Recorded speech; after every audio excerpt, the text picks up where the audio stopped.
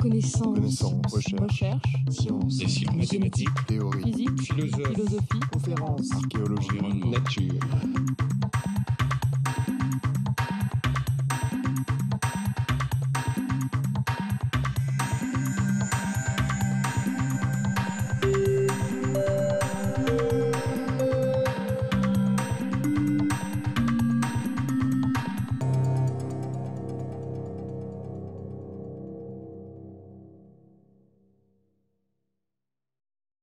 I would like to thank, first of all, the organisers and the Collège de France for giving me this opportunity to talk to you today and for inviting me to this marvellous conference. And it's a fantastic setting as well. So, as you've heard, my talk is going to change. I see I have a session almost to myself, and I'm going to sort of change the focus a little bit because I want to talk about what the people that we vaccinate can then teach us a little bit about the immune response. And I'm going to tell you about some work we've been doing comparing immune responses induced by BCG vaccination in the UK and in Malawi. Now, the BCG vaccine was introduced very nicely to you yesterday. As you've heard, it is a very old vaccine. It's been in use since 1921. We have a number of different BCG vaccine strains that are derived from the vaccine that was distributed from the Pasteur Institute to many other centres. And something over 80% of the world's children are being vaccinated. So the coverage is now over 80%, over 100 million children every year getting BCG vaccination. But of course the problem has been that BCG vaccine gives such variable protection against pulmonary tuberculosis. And this slide is a classic slide from one of Paul Fine's reviews, but showing results from controlled trials in the top in blue and observational studies in the bottom in yellow, showing the very variable protective efficacy against pulmonary TB in different settings. So up at the top here you can see British school children, very good protective efficacy. In Georgia or South India, effectively no protection. Brazil, good protection over here. And Malawi, and we're going to come back to Malawi down at the bottom, no protection in a very large coronga prevention study. So it's no surprise that the TB field is working very hard to develop new vaccines. And it's a very exciting period for the TB research field because we have so many new potential vaccines beginning to come through. Some of them are designed to improve the existing BCG vaccine by making a new recombinant BCG that would either express more of key antigens like antigen 85 or would express an antigen like ESAT6, which is naturally deleted from BCG, or that have been genetically modified so that they express, for example, hemolysins or perfringolysins, with the idea that you might get better CD8 activation, although that's something we might come back to. Then there's a raft of viral vectors, adenoviruses and MVA expressing key antigens, and finally some fusion proteins. And one of the issues here is that, as you can see, some of those approaches are going to modify BCG, and some of those approaches are going to be given as a boosting vaccine in a prime boost following BCG. So obviously, the things that affect the efficacy of BCG as it is may well affect those new vaccines. So, thanks to an opportunity being based at the London School of Hygiene and Tropical Medicine, where Paul Fine was based, and he had been working in coronga for many years, we had the opportunity to start looking at immune responses induced by BCG in the UK, initially in school children, and in Malawi.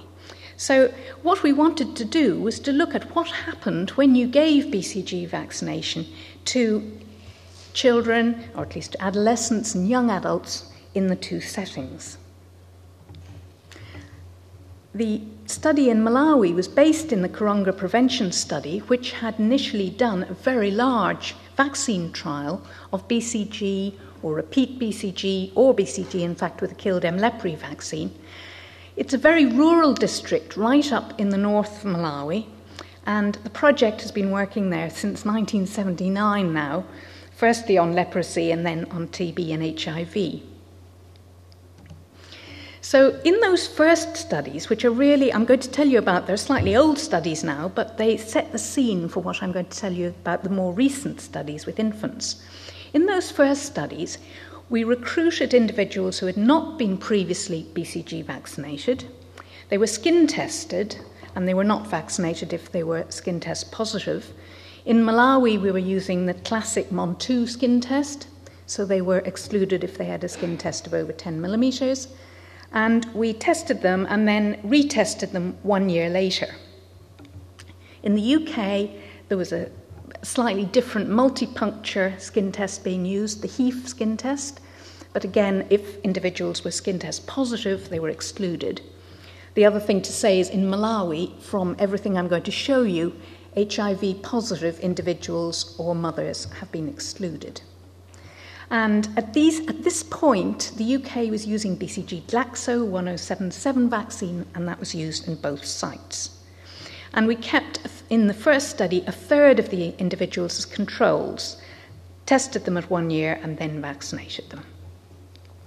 Now I'm going to show you a number of results which are represented in this way. So let me just explain this to you, because it's perhaps slightly unusual, but it's what happens when immunologists get in league with epidemiologists. So we have been using a very simple diluted whole blood assay. And this was because we wanted to be able to test hundreds of individuals in the field very simply. So you just take your heparinized blood, dilute it in tissue culture medium. We usually use RPMI, usually 1 in 10. Add your antigens or stimuli. And in the results, most of the results I'm going to show you today have been, the cultures were stimulated for 6 to 7 days. So really a classic T-cell memory type assay. And in fact, there have been suggestions that this assay, because it is very simple, should be adopted in new vaccine trials for TB. So the results are going to be expressed like this. We've been measuring interferon gamma by ELISA, and you'd see increasing amounts of interferon gamma and the proportion of individuals that make different amounts. So if you just use RPMI and don't stimulate your cells, they're all down to the left, and in fact we're using a cutoff of 62 picograms per mil as defining a positive responder. If you use a myosin like PHA, they're all up to the right, and you'll see they're effectively all positive. So what happened when we looked in the UK? Well, these were adolescents who were BCG vaccinated in the UK. The group was randomized to either be the control group or the vaccine group.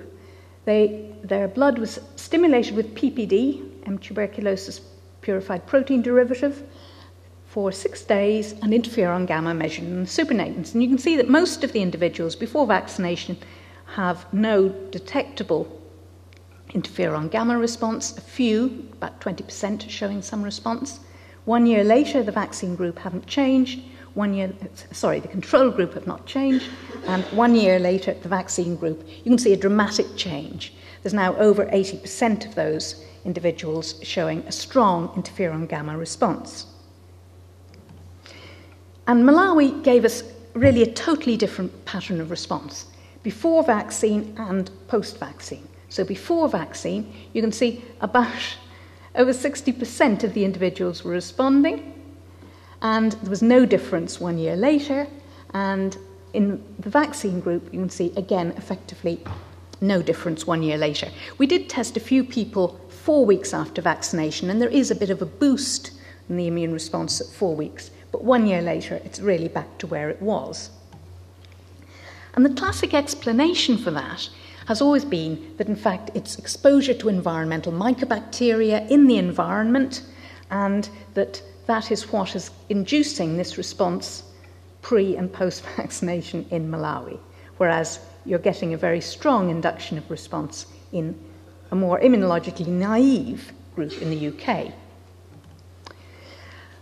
But of course, two things happened. Firstly, the UK decided it was really not very sensible to continue giving vaccination to adolescents. The rates of TB in the UK were not high enough. And if you looked in the world, of course, it was babies that were being vaccinated. And the recommendation from WHO is that BCG is given to babies soon after birth. Now, the meta-analyses that have been done on the vaccine studies in infants show that BCG is very good at inducing protection against the more severe disseminated forms of TB in infants. You can see it reduced the risk of TB by 52% in case-controlled trials, 74% in prospective trials. It protected against laboratory-confirmed cases, because it's quite difficult to diagnose TB in young children, and against death and the more severe forms. So we thought, well, let's go on and look at what happens in infants. Now, as I say, BCG is being given to infants, and in fact, there had been a change in policy, which I'll just tell you about in the UK. So we decided we would look at infants in the UK and in Malawi. And our question was, would they respond similarly to BCG vaccination? Because they should not have been exposed to environmental mycobacteria before vaccination. In the UK, as I said, the BCG vaccination policy was changed, and from 2002 we stopped vaccinating adolescents, and BCG is now given to infants in particular areas where the rates of TB are over 40 per 100,000, or if their parents come from countries where there's a higher rate of TB. And so two of the areas on the outside of London there, Waltham Forest and Redbridge, started introducing BCG vaccination of infants. And so that enabled us to recruit BCG vaccinated infants in the UK. Malawi should be vaccinating all its infants, and it should be vaccinating all its infants shortly after birth. Well, we recruited a cohort of about 600 infants, and what happened in fact, there's the response in about half those infants plotted out on the left. You know, it's not a perfect world when you get to a rural area in northern Malawi. Actually, you can see only about 63% of our infants got BCG in the first week of life. And that's because if the baby is born at home, culturally they're kept at home for about a month. And so it's only after that they get taken out to a vaccination clinic. Actually, if you look in the local population, the proportion that get vaccinated in the first week is even lower. And you can see a very long tail of when people get vaccinated. So that meant we were able to select infants that were vaccinated at the same age in both the UK and Malawi. Because the thing I hadn't told you is that in the UK, we actually don't give BCG immediately after birth. The infants have to come back to a vaccination clinic, and it's usually given after about 4 weeks of age. So by now, the Glaxo-Evans BCG had been withdrawn, and so these studies were done with the Copenhagen SSI Danish BCG, given intradermally in both sites. We took a very small blood sample, and that's one advantage of doing these sort of diluted whole blood assays, and we studied infants at 3 and 12 months post-BCG. We were able to recruit unvaccinated infants in the UK, but not in Malawi, because obviously it's policy to vaccinate all the children in Malawi. So we had a large group tested in Malawi and then a subgroup that were matched for the age of vaccination. If you take cord blood in the UK, you stimulate it with M. tuberculosis PPD for 6 days in these diluted whole blood cultures, you can see you do not detect any interferon gamma. About the cleanest system I think we've ever been able to see. If you look at unvaccinated infants, 3 months or even 12 months post-age matched for the age of vaccination in the vaccine group, they're completely negative still. Whereas you can see a very marked change in the responses in the vaccine group. So, in fact, 100%, all the UK infants who were BCG vaccinated gave us a response over this cutoff that we used for positivity. What about Malawi? Firstly, most of the cord bloods were negative, stimulated PPD. You can see, and we might come back to that at the end, you can see a few that are showing some interferon gamma responses, but most are negative. But what you can see is that 3 months post-vaccination, although many of the infants are making an interferon gamma response, it is not all the infants. And now this is the whole group, the large group. In fact, it's 255 infants shown on this slide, and you can see it's about 60% of the infants are responding. If you look at the age-matched infants in the UK on the left and in Malawi on the right, you can see that the response rate in that subgroup was just very slightly lower, about 53%. So really, I think very surprisingly, perhaps I was naive, but I really didn't expect to see quite such a marked difference in the immune response induced by BCG vaccination of immunologically naive infants in the two settings. By 12 months, the magnitude of the response declined slightly in the UK. That's a sort of pattern we've seen in many studies now, that from 3 months to 12 months, the magnitude of the response declines slightly, but the proportion of responders does not really decline. And in Malawi, we see effectively the same thing. So it's not that the Malawian infants are taking longer to make a good response to vaccination. So, big question is why? What's going on here? And why do the babies not respond equally well to BCG vaccination? Well, this is a list. It's a fairly long list, and there are probably a large number of other things could be added to it. But it's some of the things that we started off by thinking about. Is it that the babies weren't vaccinated properly in UK, even though we tried to train our staff to vaccinate them properly? Is it that the assays weren't standardised in the two sites? What is it? We didn't think it was going to be exposure to environmental mycobacteria because the babies were so young. And so we had a series of factors, and I'm going to show you just a few slides as we sort of worked our way through some of those things that might affect how infants respond to vaccination. For example, one of them was assay standardisation. This was the one that initially used to keep me awake in the night, really, that we were just not measuring the interferon gamma equally in the two places. We were using identical SOPs and same batches of reagent, and we exchanged samples, and we trained the personnel and exchanged the personnel. And when we exchanged supernatants between the two places, we measured really almost unbelievably identical amounts of interferon gamma in them. So it didn't seem that the sensitivity of the assay was different in the two sites. Was it that the Malawian babies were too small, were low birth weight? Well, in fact, only a few of them had low birth weight, under 2.5 kilograms. And I don't think you need very complicated statistics when you look at the scatter there of birth weight against the interferon gamma response to tuberculosis PPD, either at the birth weight and the 3-month interferon gamma response, or the weight at 3 months and the interferon gamma response. You can see just an incredible scatter. There's clearly no simple correlation there. What about other infections? Well, certainly there will be a lot of other infections.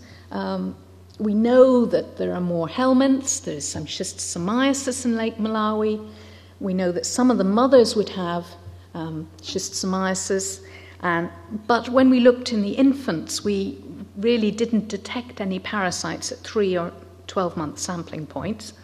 We know there's malaria. That's something that we haven't really looked at properly. We know that there's more CMV.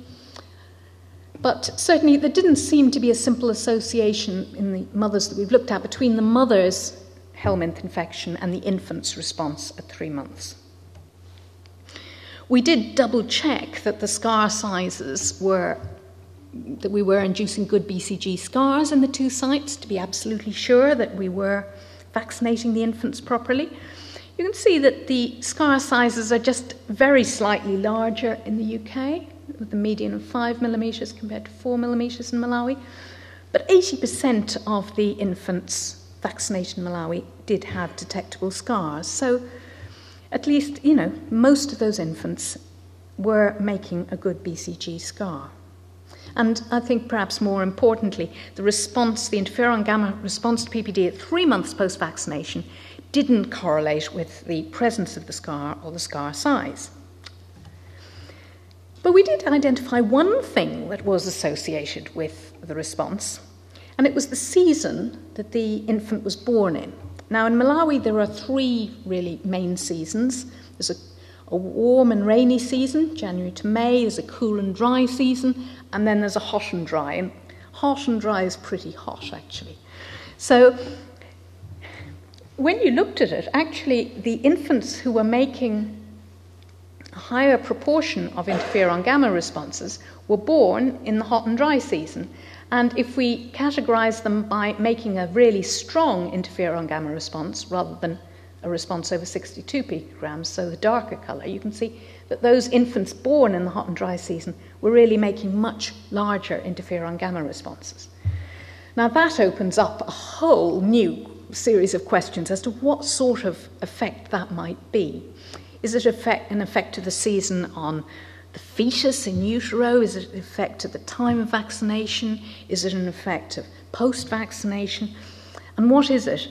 There are many other studies that have been trying to look at seasonality in other vaccine studies, but I have to say that they've shown very variable results. There are studies where there is an effect, for example, studies from the Gambia showing an effect on thymic size and output, studies on things like CD40 ligand expression on T cells. There are some studies showing antibody responses to pneumococcal and rabies vaccines vary depending on what time of the year they're given. But it really isn't clear whether it's something to do with food over the year, whether it's something to do with the dampness, and perhaps that does induce environmental mycobacterial, or whether it's just something simple like flu, or whether it's something like malaria, which again would be more common in the wetter seasons of the year. So going back to my long list, and now some of the things are in red because they're things that we have at least tried to address.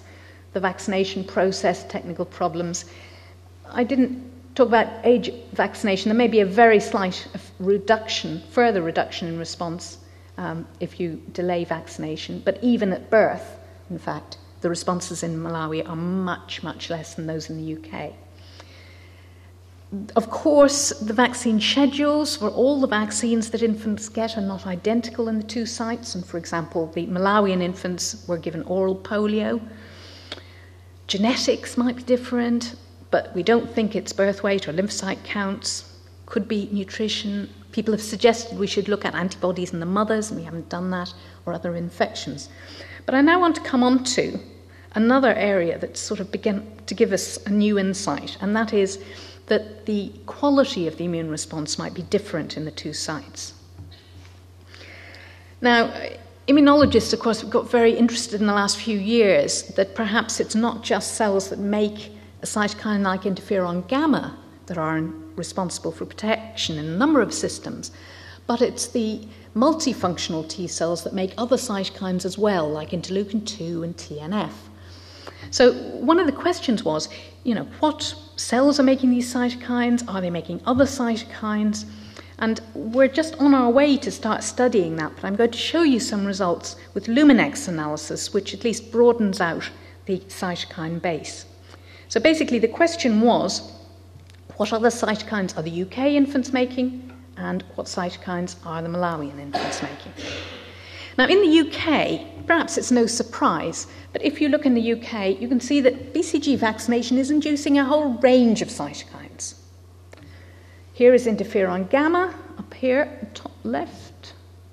You can see marked increase in interferon gamma, 3 months and 12 months. This is measuring the chemokines and cytokines using a 42-plex millipore or milliplex kit.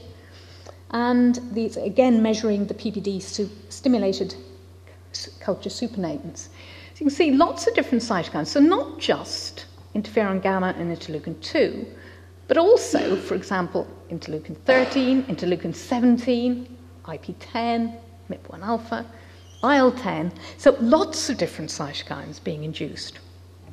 Many of them being, in the UK, very well associated with interferon gamma. This shows GM-CSF and TNF-alpha. very good associations. Interestingly, some of them much less so, like, for example, IL-17. You can see actually IP10 isn't very well associated there, although you might expect it to be better associated. So what happened in Malawi? Well, the first thing is some of the cytokines were higher in the UK, some of the other cytokines were higher in the UK infants than in the Malawian infants. Here is interferon gamma again, so I think this backs up the interferon gamma analysis by ELISA, but here is the UK and the Malawian infants at 3 months post-vaccination and 12 months. Look at interleukin-2. Again, the Malawian infants are really making very poor interleukin-2 responses. They're making lower MIP-1 alpha, lower IL-12p40. In fact, there were 7 cytokines where the UK infants were making higher amounts of cytokines. Perhaps the surprise was the number of cytokines where the Malawian infants were making a stronger response. And that included the classic type 2 cytokines like Th2 cytokines like interleukin-13, interleukin-5, interleukin-4, also things like interleukin-9 and interleukin-10. So in fact, those Malawian infants were not anergic following BCG vaccination. They were inducing cytokines and chemokines, but the pattern of chemokines and cytokines being produced was different. Now, we have a lot more to do here. These analyses were done on the age-matched infants who were vaccinated at about 7 weeks of age. We are going to repeat this on Malawian infants who were vaccinated very shortly after birth, and we're also hoping to repeat it in the Gambia to try and see if it reproduces in a different setting. You can do complex statistical analyses if you feel you don't think those patterns are clear enough, and I have to say some of those statistical analyses I don't fully understand how they work, but if you do something like principal component analysis, you can see that the UK unvaccinated infants, the UK BCG vaccinated infants, and the Malawian BCG vaccinated infants separate very nicely. So clearly there's just a totally different pattern of cytokine response being induced. So I think we've been very simplistic in the TB field, measuring interferon gamma so often. I think there's a lot more than interferon gamma and Th1 T cells going on in immunity to TB. And I think more interesting, lately we've got much more interested in cells like, for example, those producing IL-17 and Treg cells making IL-10. So clearly, it's not just those cells, but it's perhaps the pattern and the balance between the Th1 and the classic Th2 cells. Of course, the really important question is whether it matters. Does it matter if you make a different cytokine response? Now, the problem is, in where we are based, northern Malawi, we really can't diagnose TB in infants very well. We really don't have the facilities, and we haven't studied enough infants to be able to have enough cases. There is a huge ongoing study in Cape Town. Willem Hanekom and his collaborators have been doing a fantastic study where they looked at vaccinated infants who were BCG vaccinated at birth, bled at 10 weeks of age, and then followed for 2 years, and they had a small group that developed TB, and they've been comparing responses in those to the ones that were protected from developing TB. Now, those results are not published yet, but I think I'm probably not giving too much away if I say that, it's not simple. It's not just one cytokine is different in those populations. There are other studies, and I put this slide in because of the first talk and some of what we heard yesterday. I think the other thing about immunity to TB is we've been concentrating so much on the T-cell response that we've maybe been forgetting the NK cells. And, for example, there's a nice study from comparing infants in Western Australia and in Papua New Guinea, where it does look as if there's differential NK cell activation in the two sites. So I think in conclusion, you can measure interferon gamma as a readout of BCG vaccination in the UK. It's certainly a very well-behaved vaccine readout of vaccine immunogenicity in that setting, but by itself it certainly doesn't seem to be a correlate of protection, and we think that the biosignature is going to be a lot more complicated, and we need more longitudinal studies to identify which components of the biosignature are really important. But I think the really important question is, as we move towards trials of these new TB vaccines, whether they're recombinant BCG vaccines or they're prime boost, where the new boosting vaccine is given after BCG, basically factors that affect the immunogenicity of BCG in different populations may well have an impact on those new vaccines. And so I think the big question for me is, how can we design better vaccines if we still don't fully understand what BCG is doing? And we really need to learn from nature, going back to the title of the meeting here, to try and see what we can learn about how vaccination in different populations induces different profiles of immunity. So I would just like to thank all the people who helped, and in fact it was Maeve Lawler who was really responsible for most of all the new Luminex assays and the UK Malawi comparisons, and obviously the mothers and their babies. Thank you.